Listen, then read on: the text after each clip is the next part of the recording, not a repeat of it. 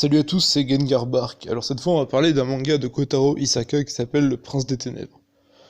Alors on suit l'histoire en fait d'un jeune lycéen qui s'appelle Ando en fait, et qui découvre dans un Japon alternatif en fait qu'il a une sorte de pouvoir en fait, il peut inconsciemment faire dire aux gens ce qu'il veut, du coup ça lui déclenche pas mal de péripéties.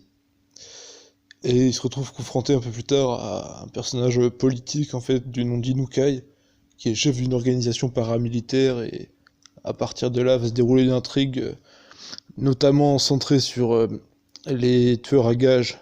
Donc si vous aimez un peu les intrigues comme ça, je pense que vous allez bien aimer.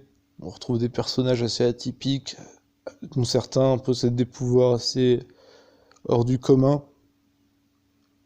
Voilà. Il y a un personnage aussi qui ressort vraiment dans le manga, qui est une adaptation d'un roman d'ailleurs.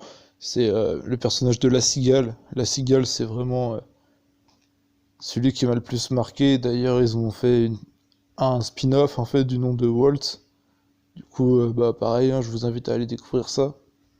Et ouais, Le Prince des Ténèbres, ça se déroule en 10 tomes. Et franchement, ouais, ils valent le coup parce que je pense pas que ce soit autant connu que ça, mais ça mérite du succès. Et voilà, vous me dites ce que vous en pensez dans les commentaires. Voilà, c'était Gengar Bark, merci à vous.